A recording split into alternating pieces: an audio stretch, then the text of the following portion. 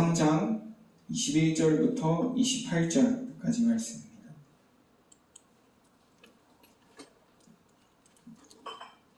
로마서 3장 21절부터 28절까지 말씀입니다.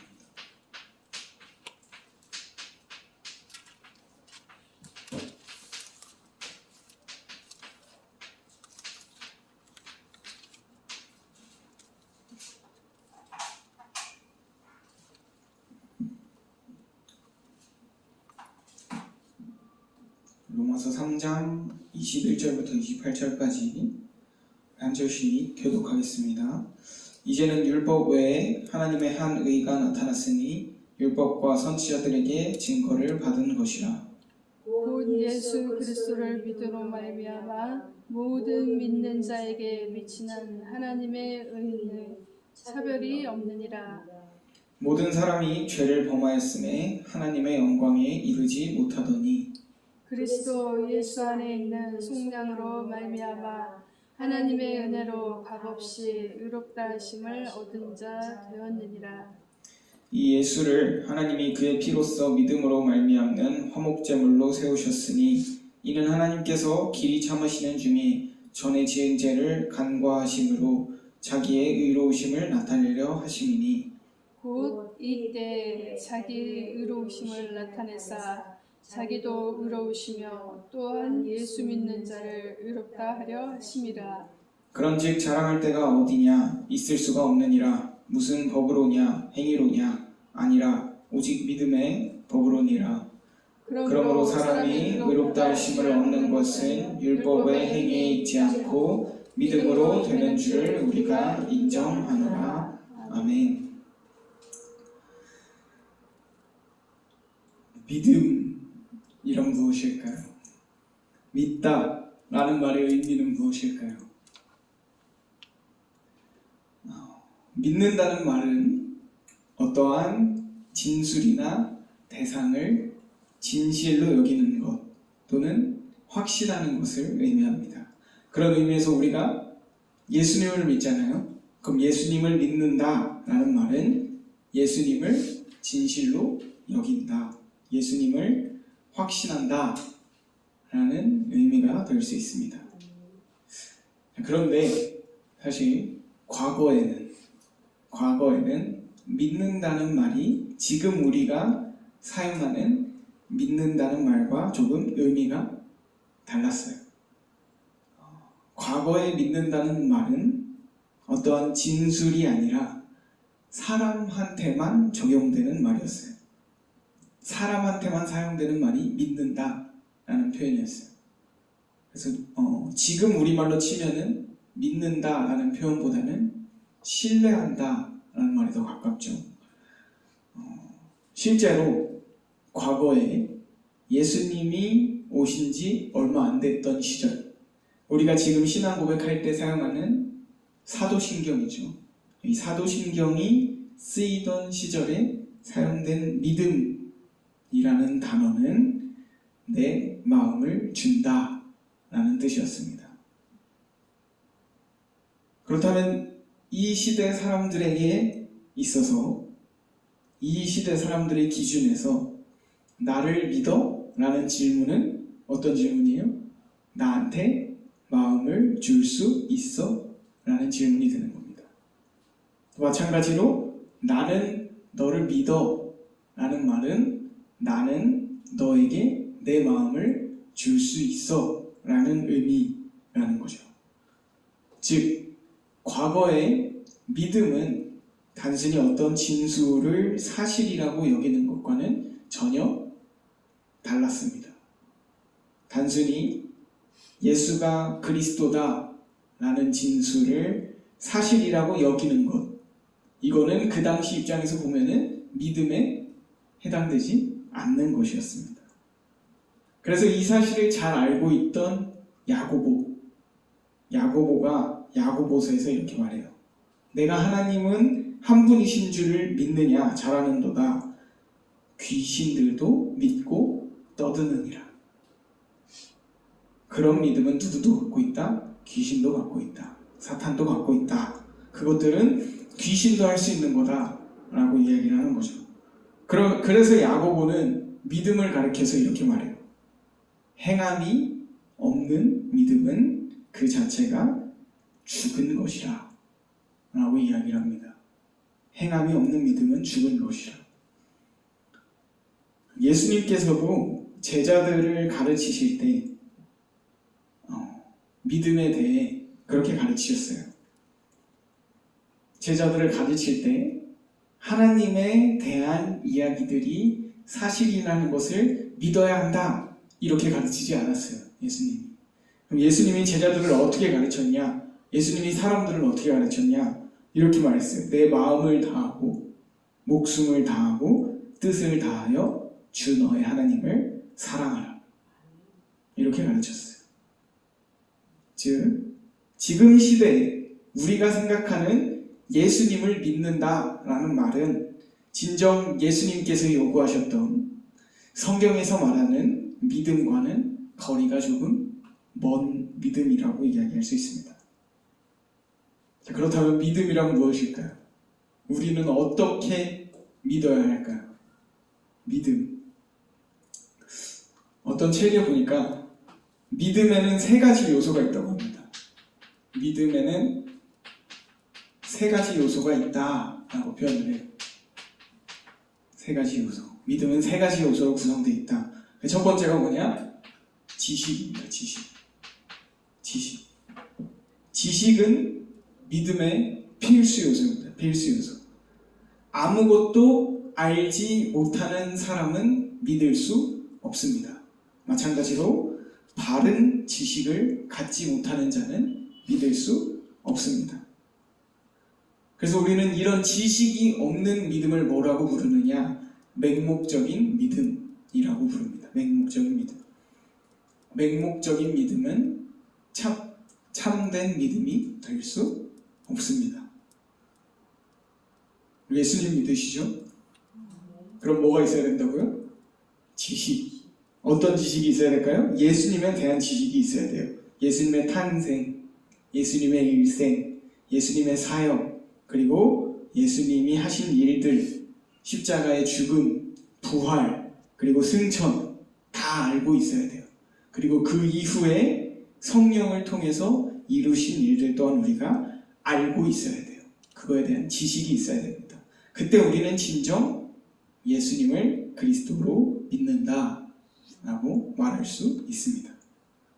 그리고 이런 지식에 대한 동의가 있어야 돼요. 동의. 믿음의 두 번째 요소는 동의입니다. 동의. 예수님에 대한 지식이 있어요. 그리고 그 지식에 대한 우리의 의지적인 동의가 바로 믿음의 두 번째 요소입니다. 믿음은 단순히 지식에서만 오지 않아요. 그 지식에 대한 동의가 있을 때, 의지적인 동의가 있을 때 그것을 우리가 믿음이라고 부를 수 있습니다. 세상에는 예수님을 아는 사람이 많아요. 예수님에 대한 지식도 많이 가진 사람이 많아요. 하물며 이단, 사이비 중에는 우리보다 예수님의 생애에 대해 더 자세히 알고 있는 사람도 많습니다. 하지만 그들은 뭐가 없어요? 예수님이 그리스도라는 사실에 동의하지 않아요. 그들은 예수님에 대한 지식만 있을 뿐 믿음은 없습니다. 예수님이 있던 시대에도 마찬가지였어요.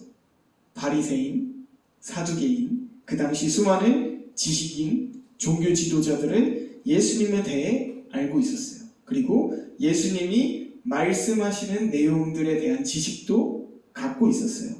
그러나 그들이 어떻게 했죠? 예수님을 잡아서 죽였어요. 왜? 지식만 갖고 있었어요. 예수님한테 동의하지 않았거든요. 그 지식에 동의하지 않았어요. 단순히 지식만 있다고 믿음이 있는 것은 아니에요. 지식에 대한 의지적인 동의가 있을 때 우리는 그것을 믿음이라고 할 수 있습니다. 자, 그럼 우리는 어떤 지식에 동의를 해야 하는가? 예수님에 대한 단순한 지식이 아니라 어떤 지식에 동의를 해야 되는가? 첫째, 우리는 죄인이다 라는 거에 동의해야 됩니다. 둘째, 우리는 우리의 힘으로 우리 스스로를 구원할 수 없다. 셋째, 우리에게는 구원자가 필요하다. 넷째, 예수 그리스도가 바로 그 구원자다.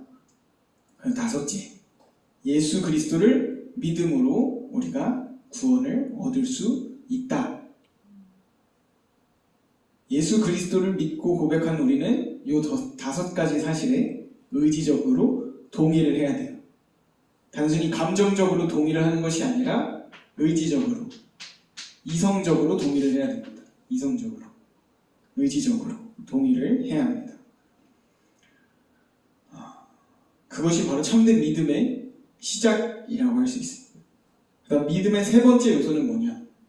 믿음의 세 번째 요소는 신뢰입니다. 신뢰. 지식과 동의 그리고 그것과 함께 반드시 수반되어야 할 것이 바로 신뢰입니다. 신뢰가 뭘까요? 신뢰. 앞에 신자는 우리가 잘 아는 한자죠. 믿을 신. 뢰는 뭘까요? 뢰. 의지할 뢰자입니다. 의지할 뢰. 의지할 뢰. 즉 신뢰란 굳게 믿고 의지한다 라는 의미입니다. 참된 믿음은 이와 같이 지식과 동의 그리고 그것과 함께 그 대상을 의지하겠다는 신뢰가 있어야 합니다. 예수 그리스도에 대한 지식과 그에 대한 의지적인 동의를 거쳐서 예수 그리스도에게 우리 자신을 맡기는 것이 바로 신뢰입니다.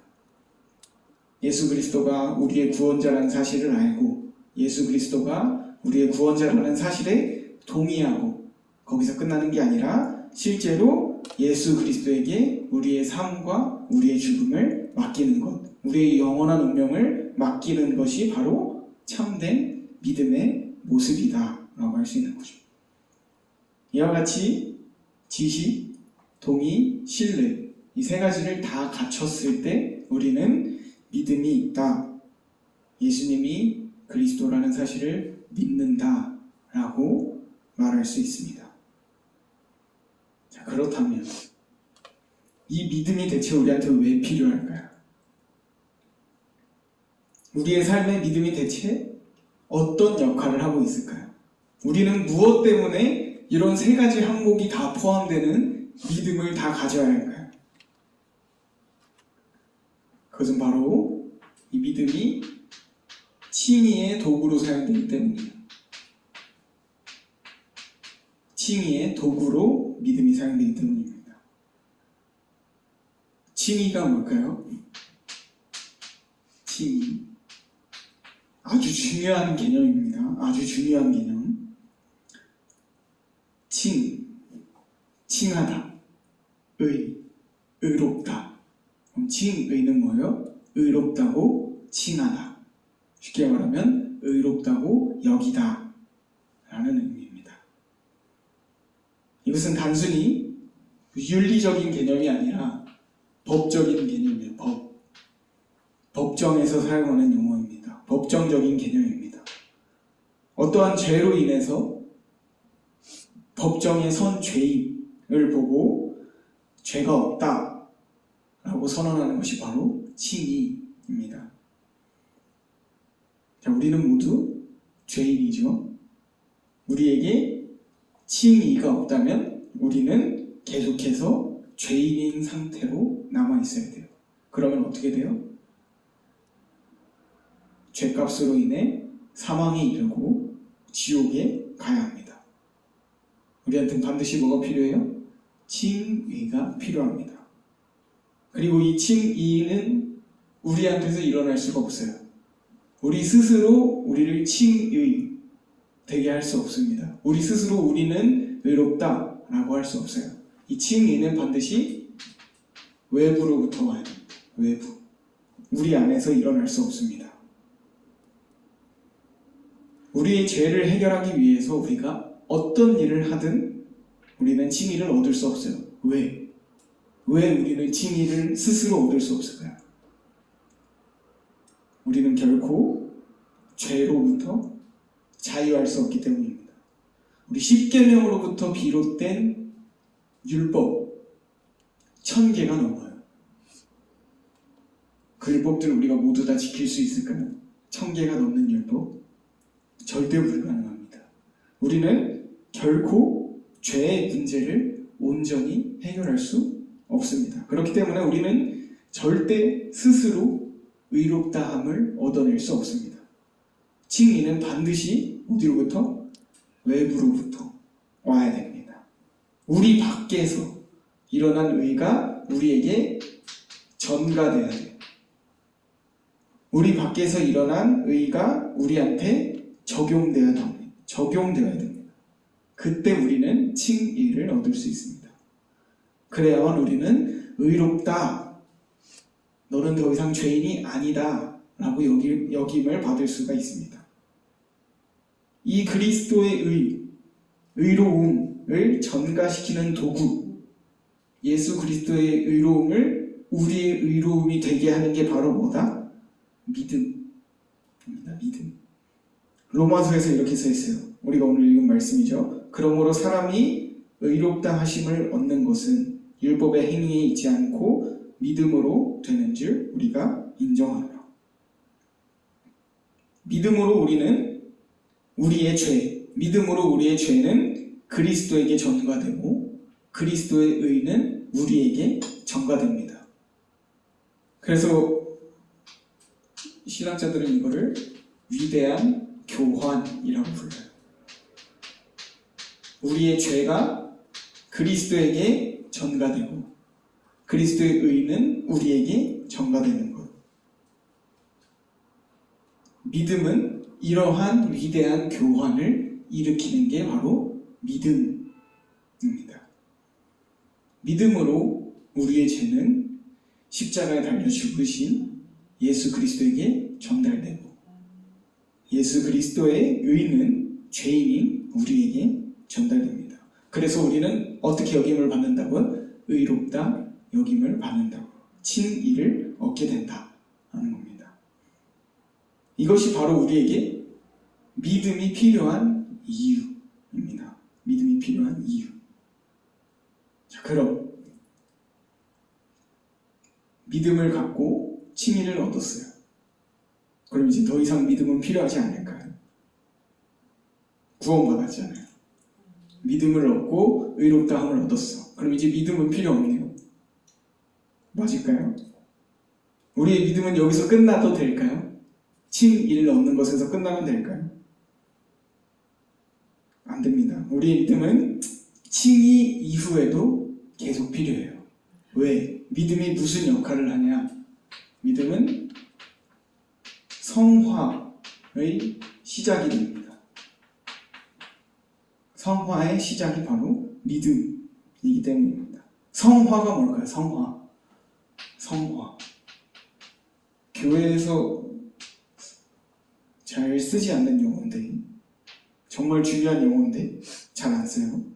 우리 영혼 구원을 핵심으로 여기는 개신교에서는 많이 사용하지 않는 말이에요.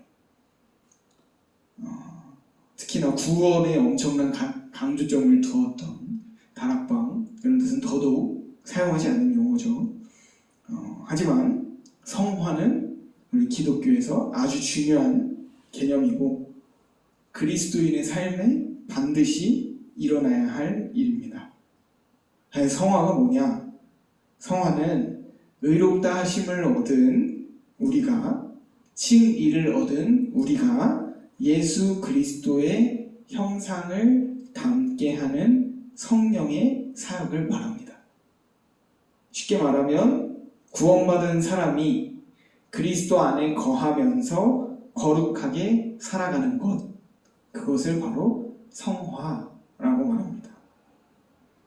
법적으로 의롭다 칭함을 받은 우리, 그래서 신분이 변화된 우리가 과거의 본성, 죄인된 본성을 버리고 의인으로 살아가는 것, 이게 성화예요. 마귀의 자녀였던 나의 모습을 계속해서 내려놓고 하나님의 자녀로, 하나님의 형상으로 살아가기 위해서 끊임없이 변화되어 나가는 것이 바로 성화입니다. 자, 물론 오해하지 말아야 할 중요한 것은 성화는 예수님을 믿는 우리가 해야 할 숙제가 아닙니다. 이걸 오해하면 안 돼요. 성화를 마치 예수 믿는 우리가 해야 할 숙제처럼 여기다 보면 행위와 공로를 앞세우는 율법주의에 빠지게 돼요. 많은 이들이 성화가 부족하다고 비난하고 더 무거운 율법주의로 이끌어가요. 대표적으로 뭐가 있어요? 헌금해라, 새벽기도 나가라, 주일 성수해라. 이런 식으로 성화를 오해해서 잘못하고 있는 거죠. 성화에 대한 완전한 오해예요. 오해. 성화는 우리가 하는 게 아니에요. 우리가 우리의 삶을 하나님의 형상으로 변화시키는 게 성화가 아니라 성령님께서 우리의 삶을 하나님의 형상으로 변화시켜 나가는 것입니다. 성령님께서 주권적으로 우리를 인도하시고 이끄셔서 변화되는 것, 그것이 바로 성화입니다. 이러한 성화는 우리가 믿음으로 말미암아 얻은 칭의와 동시에 시작됩니다. 칭의와 성화는 별개의 것이 아니에요. 칭의와 성화는 함께 시작되는 거예요. 같이 일어나는 일입니다. 같이. 성경 어디에도 구원받았으니까 끝이라고 써있지 않아요. 성경은 구원과 동시에 항상 성화를 이야기합니다. 성화. 우리 에베소서 2장에 구원, 믿음에 대한 아주 중요한 말씀이 나오죠. 믿음을 뭐라 그러죠? 에베소서 2장에서 에베소서 2장 8절에 보면은 믿음, 구원을 하나님이 주신 선물이다 라고 이야기를 하죠. 그렇게 구원에 관해 믿음에 관해 에베소서에서 이야기를 하면서 동시에 바로 이렇게 이야기해요. 우리는 그가 만드신 바라 그리스도 예수 안에서 선한 일을 위하여 지으심을 받은 자니 이 일은 하나님이 전에 예비하사 우리로 그 가운데서 행하게 하려 하심이니라. 구원받고 끝이 아니고 우리로 그 가운데서 행하게 하려 하심이니라. 왜 구원해줬다고요? 그 안에서 행하게 하려. 칭이 끝 아니고 성화도 해야 된다라고 이야기하고 있는 거죠. 로마서에서도 보면 바울도 끊임없이 구원과 동시에 성화의 삶을 강조합니다. 성화는 예수님 믿는 우리의 삶에 반드시 일어나야 합니다. 그리고 이렇게 중요한 성화의 시작이 뭐라고요? 믿음. 성화의 시작이 믿음입니다. 우리가 믿음이 있기 전에는 성령님이 어떻게 역사를 해요? 우리가 믿도록 역사를 합니다. 우리가 구원받도록 하나님께서 일을 하십니다. 그런데 우리가 믿음을 얻고 구원을 받으면 하나님께서는 성령님을 통해 우리를 성화시키기 시작하세요. 우리의 믿음을 기점으로 우리는 성령은 우리 안에서 일을 하기 시작하십니다. 예수 그리스도를 믿음과 동시에 우리의 삶은 어떤 삶으로 바뀌어야 돼요? 하나님의 자녀다운 삶. 근데 한 번에 안 바뀌잖아요. 계속 바뀌어 나가는 거잖아요. 그거 누가 한다고? 성령님이 우리의 믿음과 동시에 그 일을 시작하신다는 겁니다. 그렇게 성화되어 간다는 거죠. 지금 믿음에 대해 살펴봤는데, 믿음 간단하게 정리를 해보면 우리는 예수 그리스도에 대한 지식과 동의와 신뢰가 따른 참된 믿음을 가져야 하고요. 그 믿음이 바로 우리의 칭의의 도구가 됩니다. 그리고 그것이 바로 구원의 도구가 됩니다. 믿음이. 그리고 그 믿음을 기점으로, 그 믿음을 시작으로 우리는 뭘로? 하나님의 자녀로, 하나님의 형상으로 변화되어 가기 시작합니다. 이것이 바로 뭐예요? 믿음. 믿음의 바른 모습입니다. 자, 근데 여기서 놓치지 말아야 할 아주 중요한 점이 하나 있어요. 그건 뭐냐? 바로 이 모든 것이 하나님의 은혜의 선물이라는 겁니다.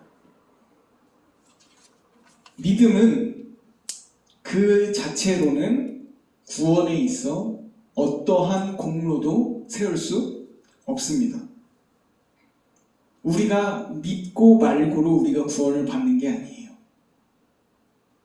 우리의 믿음은 그리스도의 공로를 붙잡는 통로이자 도구에 불과합니다. 더 나아가 믿음은 그리스도를 효과적으로 붙잡도록 구원을 얻어내도록 이루어내도록 하나님께서 은혜로 주시는 선물입니다. 우리가 예수님을 믿는 것은 내가 믿어서 가능한 게 아니고 은혜를 주셔서 가능한 겁니다.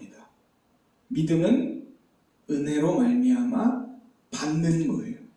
받는 선물입니다. 내 노력으로 쟁취하는 것이 아니라 받는 것입니다. 그래서 성경에서 믿음이라는 단어랑 짝을 이루어서 많이 나오는 말이 바로 은혜라는 말이고 받는다라는 표현입니다. 믿음은 인간의 일이지만 궁극적으로는 하나님의 은혜의 선물이다라는 것을 기억해야 합니다. 그렇다면 이 믿음을 통해서 믿음을 도구로 얻어지는 칭의도 뭐예요? 그러면 은혜고 선물이에요. 그리고 이 믿음을 통해서 시작되는 성화도 뭐예요? 은혜고 선물입니다. 그렇다면 믿음을 가진 우리의 삶은 이제 어떻게 돼야 할까요? 처음에 믿음이 무슨 뜻이냐라고 이야기하면서 과거의 믿음은 어떤 의미를 가졌다고 했었죠? 내 마음을 준다 라는 뜻을 갖고 있다고 했죠. 믿음을 가진 우리는 어떤 삶을 살면 돼요? 내 마음을 주는 삶을 살면 됩니다. 우리에게 믿음이란 선물을 주시고 우리를 의롭다 칭하시고 우리를 하나님의 자녀답게 만들어 가시는 그 하나님의 은혜의 선물에 감사하면서 이제는 우리의 마음을 내어주는 삶, 우리의 모든 삶을 맡기는 삶을 살아야 돼요. 누구한테 줄까요? 내 마음을 누구한테 맡길까요? 예수님께서 성경의 모든 율법을 요약하셨거든요. 요약하시면서 이렇게 말씀하셨어요. 예수께서 이르시되 내 마음을 다하고 목숨을 다하고 뜻을 다하여 주 너의 하나님을 사랑하라. 이것이 크고 첫째 되는 계명이요 둘째도 그와 같으니 내 이웃을 내 자신과 같이 사랑하라. 예수님께서 율법을 이렇게 요약하셨어요. 구약 성경 전체를 이렇게 요약하셨어요. 하나님한테 내 마음을 주고 이웃에게 내 마음을 주는 삶을 살아라. 여기서 나온 말이 뭐예요? 사랑하라 라는 말이에요. 사랑하라. 성경에서 그렇게 많이 나오는 표현 사랑하라. 특별히 신약 성경에서 그렇게 많이 나오는 표현 사랑하라 라는 표현이 바로 여기서 나오는 거예요.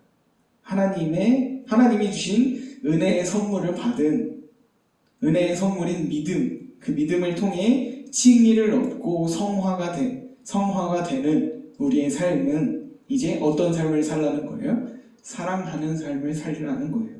어떤 사랑? 누구를 사랑? 하나님 사랑. 그리고 이웃 사랑. 그 사랑에 그리스도인의 모든 삶이 포함되는 거예요.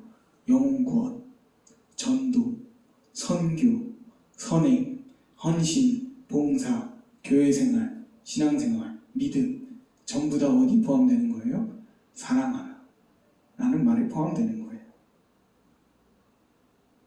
예수님께서 말하신 하나님 사랑, 이웃 사랑이 이 모든 게 포함되는 거예요.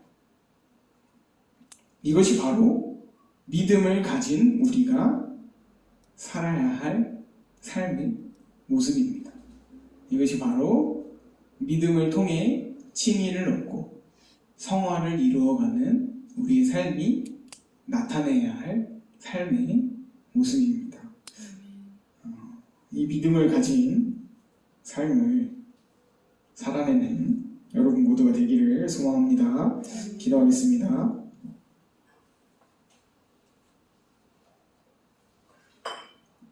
하나님 감사합니다. 믿음이라는 선물을 우리에게 주셔서 예수를 그리스도라 믿어 의롭다 하심을 얻게 하시고 하나님의 자녀로 하나님의 형상으로 살아갈 수 있도록 인도하심에 감사합니다. 하나님 이제는 그 믿음을 가진 자로 살아내기 원합니다. 주님께서 그러셨던 것처럼 우리도 그 믿음에 힘입어 하나님의 은혜에 힘입어 하나님을 사랑하는 삶, 이웃을 사랑하는 삶을 살아내기 원합니다. 그런 믿음의 삶을 살아내는 우리 모두가 되게 하여 주시옵소서. 그런 믿음의 삶을 살아내는 우리가 되도록 성령으로 우리를 늘 인도하여 주시옵소서. 감사드리며 예수 그리스도 이름으로 기도드립니다. 아멘.